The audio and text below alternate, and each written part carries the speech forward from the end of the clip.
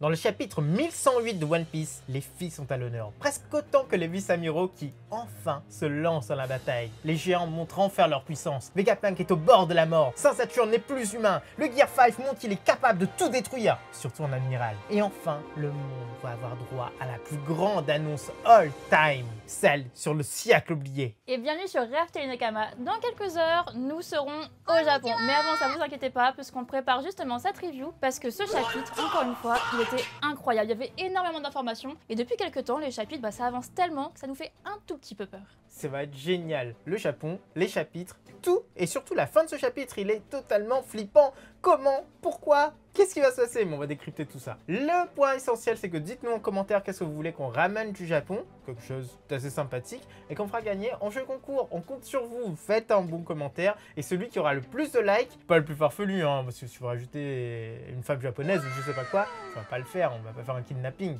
Même Oda, hein, c'est pas possible. Même Oda, vous pouvez le faire. Mais on va le trouver, on va le trouver, mais on va pas le ramener. Et puis on va finir en prison.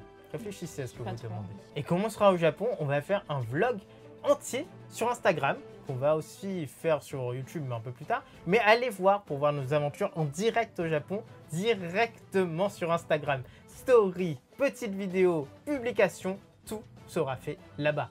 Donc n'hésitez pas, ça va être grandiose. En tout cas, place à la review. Allez, c'est parti.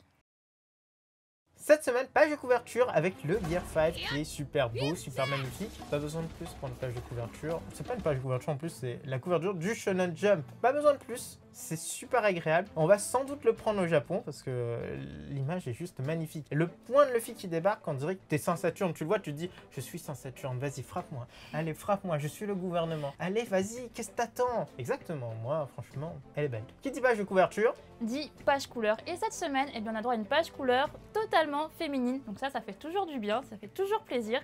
Et là, ce sont que des femmes qui sont en lien avec les Mugiwara, des alliés des Mugiwara. Et on a même Uta qui est là. Ça prouve que Oda, il essaye de canoniser de plus en plus Uta. Et nous, ça nous déplaît pas parce qu'on l'apprécie énormément. C'est un bon personnage, faut l'avouer. Puis on ne sait pas trop comment elle va s'intégrer. Son pouvoir est tellement cheaté qu'on se demande si vraiment elle débarque lors de la guerre finale ou un truc comme ça. Qu'est-ce qui va se passer? Qu'est-ce qui peut se passer? Et comment on va aussi l'intégrer? Parce que les événements du film ne sont pas forcément canons. Kobe, il a pas revu Luffy. Il y a plein de choses qui ne sont pas super cohérentes. Kizaru, Shanks et compagnie, leur présence. Donc comment ça va être intégré? Ça, c'est une bonne question. Si au passage, il peut aussi rendre canon Z, ça me gênerait pas. Sinon, sur cette page couleur, il n'y a pas grand chose de caché. Donc on va passer directement à la vidéo. Un petit point, c'est le chapitre des chiens. Les chiens de la marine. Et vous allez voir, il y a vraiment des chiens dans la marine. C'est pas une insulte. Première page du chapitre. Caribou supplie les hommes de Barbe Noire de l'emmener. Il ne déballe rien, mais il promet qu'il sera utile, qu'il a des informations qui sont vraiment très importantes. Et s'il meurt ici, eh bien Teach les tuera par la suite.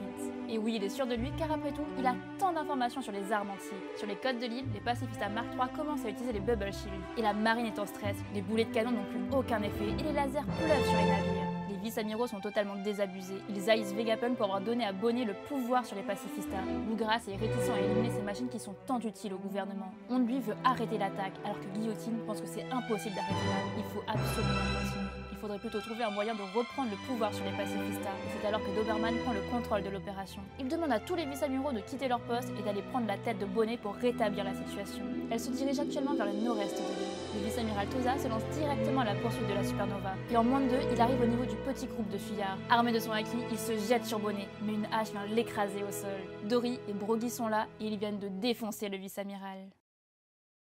Caribou est un fou dangereux. Le mec, il se lance comme ça sur deux membres de l'équipage de Barbe Noire. Limite, il pourrait se prendre une balle facile avec Von Augure qui est hyper rapide, plus rapide que la lumière, il se téléporte. Et mourir, mais il s'en fout. Il veut atteindre son but. C'est en fait le fanboy de Luffy, on l'a déjà dit. Tout le monde l'a déjà dit, je pense. Pardon, c'est pas le fanboy de Luffy. C'est le fanboy de Barbe Noire. C'est le Barto, mais de l'équipage de Barbe Noire. Et ça, c'est plutôt sympathique. Et en plus, celui-ci, il a des informations, et de vraies informations. Mais le pire, c'est qu'il ose dire à ses deux membres d'équipage, si vous me butez, Teach il va vous buter. Il est débile? Non, franchement, il y a un souci. Comment est-ce que Teach pourrait tuer deux membres de son équipage qu'il a pris si longtemps à créer? Deux parties de son plan qui sont si importantes. Katarina Devon, elle a une certaine puissance et franchement, son fruit du démon pour l'infiltration à Marigeoise va être hyper important. Et Von Augure, quand même, fruit de la téléportation. Le mec, c'est un méga sniper, il est là depuis le début. Ça se voit que Barbe Noire tient à ce personnage. Franchement, il l'a même envoyé pour vérifier qu'Aokiji faisait son travail. Pour nous, c'est ça. Sur Whole Cake. Et clairement, jamais il ne les tuerait parce qu'ils ont fait une erreur. C'est vrai que là, l'avantage de Caribou, c'est qu'il a quand même énormément d'informations très importantes. À chaque fois, il était là quand les Mugiwara parlaient de ses secrets extrêmement importants. Il connaît tout pour Shirahoshi, pour Poséidon, il connaît tout pour Pluton, il sait que c'est même sous Wano.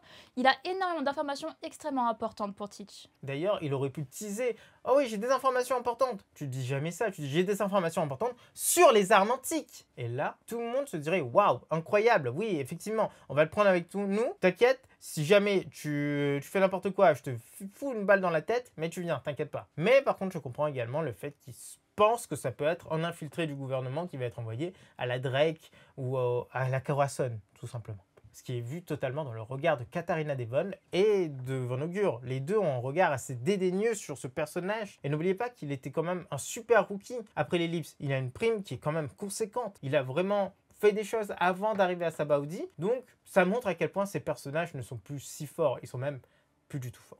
Les vice-amiraux passent enfin à l'action et ça fait du bien. Depuis le temps qu'on attendait de voir ce que valent ces vice-amiraux, là on a déjà un petit début. Bon, c'est pas encore, on voit pas totalement leur pouvoir. D'ailleurs, Tosca il est un peu freiné en pleine action, mais c'est déjà pas mal de voir qu'ils vont passer à l'action. Et ce qu'on remarque également, c'est que beaucoup ont des noms de chiens. Et ça, c'est un thème récurrent dans la marine. Tout d'abord, on a Garp qui a un bateau avec des niches dessus, avec un chien sur la proue. C'est fou, c'est incroyable. Et Garp, ça fait un peu de nom de chien. Je sais pas si je vais le garder pour le montage, mais vous pouvez m'insulter dans les commentaires. Il n'y a aucun souci, j'assume mes propos. Ensuite, on a Dalmatian. J'ai un chien et il a un fruit du démon, le Inu Inu no Mi, modèle dalmatien. On a Doberman, on sait pas s'il a un fruit du démon, mais il a un nom de chien. On a Hond qui vient d'arriver, c'est chien en anglais quoi, un grand chien, un danois. Limite, tu comprends que c'est un chien. On a Pomsky, le chien qui fait pas peur, mais franchement sa tête fait peur. Pourtant les Pomsky sont plutôt mignons en général. Mais là il est pas mignon le Pomsky, hein. Il est tellement pas mignon. Et ensuite c'est sûr qu'il y en aura d'autres. Mais tout ça c'est une symbolique, tout simplement. La marine c'est le chien du gouvernement. En gros, ils sifflent et ils arrivent. Et c'est un peu la force armée, donc je lâche mon chien sur toi. Ça a vraiment une grosse symbolique. Et c'est pas si dérangeant quand on connaît la puissance de la marine. Et puis, l'exemple parfait, c'est le chien rouge. C'est Akainu lui-même. C'est un surnom qui va tellement bien à un homme qui est au-dessus de la marine. Tosa, franchement, il est vraiment pas mal comme vice-amiral. On a l'impression qu'il avait déjà pris de l'avance, qu'il était déjà sur le chemin pour attaquer Bonnet. Et mine de rien, s'il n'y avait pas eu les géants, ça se serait vachement mal passé pour eux parce que même Franky s'est fait surprendre. Ce qui est assez étonnant, c'est que pour nous, il y a un ranking dans les vice-amiraux. En plus, on regarde Ranking of King. J'aime beaucoup cet anime, vraiment j'aime beaucoup. Mais bref, pour nous, il y a beaucoup de personnes qui peuvent devenir des vice-amiraux. Mais tout au long de leur carrière, ils montent en puissance. Ça se voit en fait, car pas tout le monde peut devenir un amiral de la marine. Être amiral de la marine, c'est donné à 3 personnes par génération, et si t'as un peu de chance, un tout petit peu plus. Pour le nombre de vice-amiraux qu'il y a, c'est normal qu'on a des classements. Pour nous, tout en bas, on a Basti, le niveau 0. Le mec qui s'est fait démonter en one-shot par Sabo, quand même, tu peux pas le mettre très haut.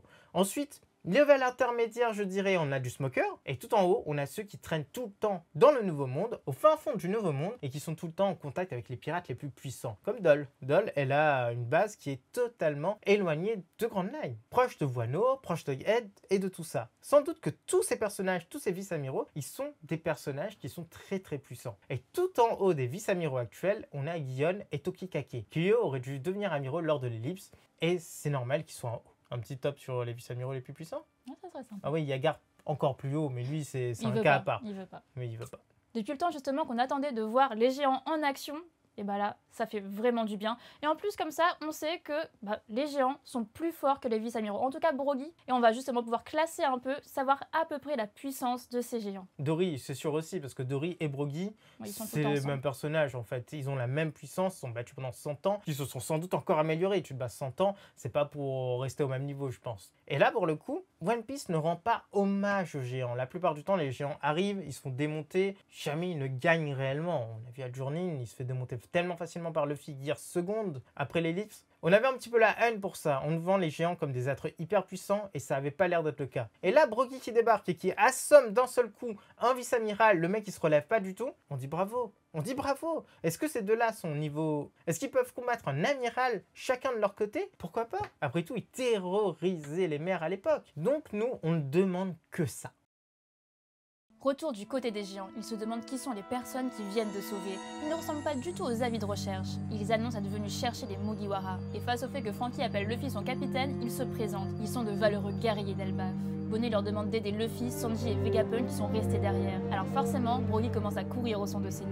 Ils annoncent qu'ils y vont pendant que le reste de l'équipage escorte des fuyards au bateau. Et Franky comprend alors que ce sont eux les fameux maîtres du sol. Du côté de la marine, les vice-amiraux Urban et Pomsky comprennent que leur collègue Tusa vient de se faire avoir. Bluegrass parle à Doll en prenant le contrôle d'un des monstres des mers de Vegapunk. Elle demande à Doll de la suivre et l'interroge sur ses capacités. Elle lui demande si elle a déjà combattu un géant. Mais celle-ci répond juste qu'elle a été sous les ordres d'un géant il y a une vingtaine d'années de cela. Évidemment, Bluegrass comprend alors qu'il s'agissait de Jaguar ici. Sur le champ de bataille, Saint-Saturne est de retour. Il fonce vers Vegapunk qui dit de l'abandonner ici, car s'il bouge, il mourra d'une hémorragie. Sanji et Luffy refusent de l'abandonner. Le Vinsmoke regarde alors le doyen et lâche que celui-ci ne se donne même plus la peine d'avoir l'air humain. Ses bras semblent enduits d'un venin et il l'attaque. Kizaru en profite alors pour frapper Sanji et transperce Vegapunk, qui tombe directement dans les pommes. Mais heureusement, Sanji arrive à s'enfuir avec lui. Et avant que Kizaru n'attaque à nouveau, Luffy s'interpose. Il saisit les deux ennemis d'un coup et fait saigner Kizaru. Il lance qu'il est hors de question qu'il les laisse partir. Dans le labo, une machine se met en route. Un électrocardiogramme affiche un plat complet et tout se met en action. Une voix s'élève. Un enregistrement de Vegapunk qui s'adresse directement au monde entier. Et il annonce qu'il s'apprête à révéler toute la vérité. Et là, c'est la fin du chapitre. Bonnet est devenu un personnage incroyable pour la marine, un personnage à buter. Après tous ces événements, sa prime va monter de fou. Si elle peut contrôler tous les pacifistas, et il y en a au moins 30 sur cette île, il y en a énormément qui sont éparpillés sans doute, elle va devenir la reine des pacifistas et une des reines des pirates. En fait, elle peut créer son île à elle toute seule, elle peut se cantonner là-dessus et envoyer des pacifistas chercher à manger, faire des trucs. Et si la marine débarque, les pacifistas vont la défendre. C'est le système parfait. Mais surtout, elle commence à prendre tout le monde pour un pacifista. Je sais pas si vous avez remarqué, mais le chapitre précédent, elle était là, tranquille. Oui, Luffy, attaque le vilain pas beau tout de suite parce qu'il est méchant. Il a fait mal à Vegapunk. Et là, elle fait quoi? Oui, monsieur les géants, Sanji, Luffy, Vegapunk sont restés là-bas, il faut aller les aider. Mais c'est clairement, elle a pris trop de confiance, la fille. Elle est en train de commander tout le monde. Par contre, elle reste mignonne, elle reste sympathique et on l'adore toujours autant. Et mine de rien, elle donne quand même des ordres qui sont intéressants, donc on lui pardonne. Franky qui connaît le nom des maîtres d'Usopp, ça reste très intéressant. Parce que finalement, Franky qui connaît le nom des maîtres d'Usopp, ça reste intéressant. Parce que mine de rien, on ne voit pas vraiment Usopp parler de ses maîtres, on ne voit pas Usopp parler des géants. Mais Oda l'a bien précisé, Usopp est celui qui est le seul en général à parler des aventures passées des Mugiwara. Donc peut-être qu'il en a parlé. Mais on tient aussi à vous dire que Oda a bien précisé qu'Usopp déforme toujours trop tout ce qu'il dit, comme d'habitude. Donc personne ne l'écoute et ne le croit réellement. L'érudit. Et ça, c'est un mot que vous allez aimer. Ça veut dire juste un mec qui est super intelligent. En tout cas, quelqu'un qui est très cultivé. Je vise personne dans cette salle, mais je pense que tout le monde pense à moi. Bref, du coup, les deux géants, Dory et Brogy, parlent d'un homme comme un érudit. Et ça veut forcément dire quelque chose. C'est Sol, forcément. On voit que Sol, déjà, il sort du lot. Il est pas con. Ça se voit que c'est un géant pas con. Mais surtout, il a ramené tous les livres. Il est tout le temps entouré de livres. Il surveille sans doute la bibliothèque qu'il a ramenée d'Ohara. Tous ces livres-là, c'est son trésor. Il attend que Robin arrive pour donner l'ensemble de ses connaissances à Robin. Peut-être qu'il ne les lit pas. Mais en tout cas, le fait qu'il vive dans cette bibliothèque fait que tous les autres l'appellent de cette façon. On ne voit que lui. Ça veut aussi dire qu'il n'est pas venu sur l'île. Ça veut aussi dire que Dory et Brogy l'ont rencontré avant de venir. Ça veut aussi dire que Shanks le connaît sans doute. Et tout ça, ça fait que ça va faire un arc Elbaf juste incroyable. On n'est pas prêt pour l'arc Elbaf. Et croyez-nous, ce qui va se passer là-bas, vous le saurez en regardant nos théories. Le cas de Bluegrass est assez particulier. Comme à chaque fois, Oda, on a l'impression qu'il aime bien les stéréotypes et il donne souvent ce rôle aux femmes d'avoir du pouvoir, enfin un contrôle sur d'autres personnes. Et là pour Bluegrass, c'est totalement le cas. Elle peut contrôler les choses, elle contrôle même... C'est la femme dominatrice. Exactement. Et elle contrôle... Pardon, c'est la femme manipulatrice. Et elle contrôle même les monstres des mers de Vegapunk qu'il avait modifié lui-même. On revoit un peu tout ça à chaque fois, c'est comme pour Kujaku finalement qui contrôle aussi les choses, qui contrôle tout ce qu'elle touche avec son fouet. Et on a aussi la même chose avec Tsuru qui arrive aussi à contrôler certains hommes. Doll, elle, c'est incroyable. Elle vient avec Bluegrass, mais surtout elle révèle une chose très intéressante. Elle n'a sans doute jamais combattu de géant, mais elle était sous les ordres d'un géant, sous les ordres de Sol. Quand même, Jaguar dit Sol. Elle était sans doute son disciple. Et elle y repense à tout ça. Elle sait comment est mort Sol, sans doute. Et elle sait sans doute qu'aujourd'hui, ça se passe à nouveau sur cette île. Donc, quels seront les choix de Doll? On ne peut pas dire que Doll va abandonner tout le monde et va se ranger du côté de Sol en sachant qu'elle va apprendre que celui-ci est vivant. Parce que Kizaru, même s'il adore Vegapunk, il adore Sentomaru, il aime beaucoup Bonnet, il a vécu avec Kuma, les tuer n'était pas un si gros problème pour lui. Il fait son boulot. Donc Dol, pourquoi elle ne ferait pas son boulot également? Non, non, non, non. Non, la marine reste la marine. Peu importe ce qui va se passer, je pense que beaucoup de personnes de la marine resteront la marine. Et là, c'est le retour de Saint Saturne. Mais ce qui choque Sanji, c'est qu'il a l'air de moins en moins humain. Et Sanji et l'humanité, c'est une très très grande histoire parce que vous le savez, il a toujours fui sa famille, il a fui Judge parce que justement, il ressemblait de moins en moins à des humains. Il a refusé le Red Suite parce que justement, ça le rendrait aussi de moins en moins humain. Et là, ce qu'il voit en face de lui, c'est un scientifique qui perd aussi son humanité au fur et à mesure. Donc c'est tout ce qu'il déteste, c'est tout ce qu'il n'aime pas. C'est tout ce qu'il ne veut pas être. C'est tout ce qu'il ne veut pas être, exactement. Et la vérité, c'est que la forme de Saint Saturne est vraiment démoniaque. Elle est de plus en plus démoniaque. Cet homme faisait un semblant pour devenir un être humain, entre guillemets. Il lui restait son buste, il avait juste ses pattes d'araignée. Mais là, il a tout changé. Et son regard veut tout dire. Il ne parle pas. Il a un regard de démon. Et il commence à utiliser ses pattes comme il aurait dû l'utiliser depuis le début, c'est-à-dire comme un véritable démon, avec du venin en bout. Il faut rappeler tous les monstres mythologiques auxquels vous pouvez penser, l'hydre de Lerme, tout ce que vous voulez, parce que l'hydre de Lerme se régénère, et Saint Saturne se régénère, et là, Saint Saturne attaque tout le monde. Cette chose est terrifiante, et cette chose n'a pas encore montré son full potentiel, sa forme totalement démoniaque. On est sur des morceaux qui sont révélés petit à petit jusqu'à l'arc final, jusqu'au moment où Im-sama va tomber, entouré de ces 5 monstres. Kizaru, l'opportuniste, fait son job. Mais là, ça reste extrêmement choquant parce qu'il vient de tuer Vegapunk. On s'en doutait, en même temps, on espérait que ce ne soit pas le cas. Mais là, on le voit bien. C'est fini. C'est fini. C'est terrible, parce que c'est terrible. En fait, on n'a pas beaucoup de mots. Le truc, c'est qu'on ne voit pas mourir réellement. On voit juste à la fin du chapitre tout ce qui se déclenche parce que son cardiogramme... Oui, son cardiogramme s'est arrêté. Ça, c'est terrifiant. On ne sait pas trop pourquoi, on ne sait pas trop comment. Enfin, si, on sait pourquoi. 2 trous dans un homme, je crois que le premier trou, tu meurs. Le deuxième trou, c'est juste pour faire joli. Mais... ça fait un peu ace quand même. Ça fait un double ace, en fait. Par contre, le Gear 5, c'est vraiment magnifique. Là, il a les deux dans ses mains. Il a Kizaru d'un côté et Saint Saturne de l'autre. C'est énormissime. Et en plus, il arrive même à faire saigner Kizaru. Donc nous, on attend juste la suite, savoir qu'est-ce qui va se passer, comment est-ce qu'il va les fracasser. Ou peut-être que la situation va se retourner, on ne sait pas. Ah, il y a Dori Brogi qui arrive, là. Ouais, c'est vrai. Mais peut-être que... on ne sait jamais. On attend de voir la suite. Peut-être Saint Saturne, il va faire un truc incroyable. Mais le point le plus important de ce chapitre est bien à la fin. C'est Vegapunk qui meurt, mais surtout les machines qui se déclenchent. Cardiogramme 0, ça on l'a déjà dit.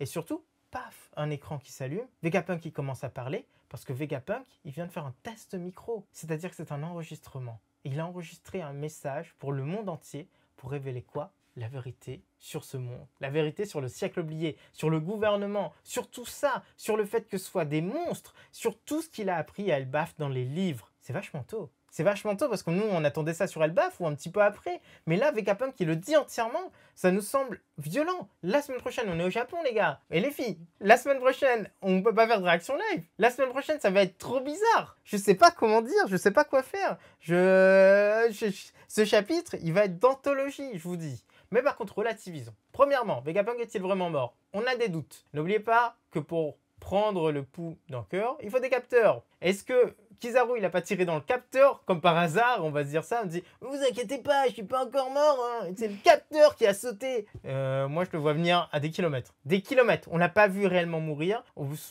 Oda a fait exprès de ne pas trop le voir bouger, il parle même pas, il n'y a pas eu de gros plan sur lui, et pas de truc hyper triste, mais c'est une possibilité quand même. C'est une possibilité. Deuxièmement, qu'est-ce qu'il va révéler? Que le gouvernement est horrible. Bon, pas mal de méfaits sur le gouvernement, mais va-t-il révéler des informations sur les royaumes antiques? Ça, c'est autre chose. Ça, je ne suis pas le plus certain, parce que lui-même ne peut pas être au courant de tout. Ok, il a eu accès à la bibliothèque d'Ohara, mais les chercheurs d'Ohara ne sont jamais allés sur la dernière des îles. Il l'aurait dit sinon. Tout le monde le saurait. Il n'y a qu'un seul homme qui est parti sur la dernière des îles. C'est Roger et son équipage. Il n'y a qu'un seul équipage qui est parti là-bas. Donc, impossible qu'ils aient recueilli toutes ces informations parce qu'eux-mêmes n'en parlent pas. Et ils disent qu'ils veulent que quelqu'un d'autre aille sur cette île pour se faire sa propre idée, les Mugiwara. Si l'ensemble de ces informations ont été révélées là, maintenant, tout de suite, à quoi ça servirait d'aller sur la dernière des îles? Donc non, pas toutes les informations seront données, mais assez pour faire haïr le gouvernement. Encore une fois, Oda distille, mais il ne dit pas tout. C'est exactement comme ce qui s'est passé à Wano où on attendait d'avoir les fameuses informations du journal d'Oden et bam, ah bah non, les pages ont été déchirées, désolé.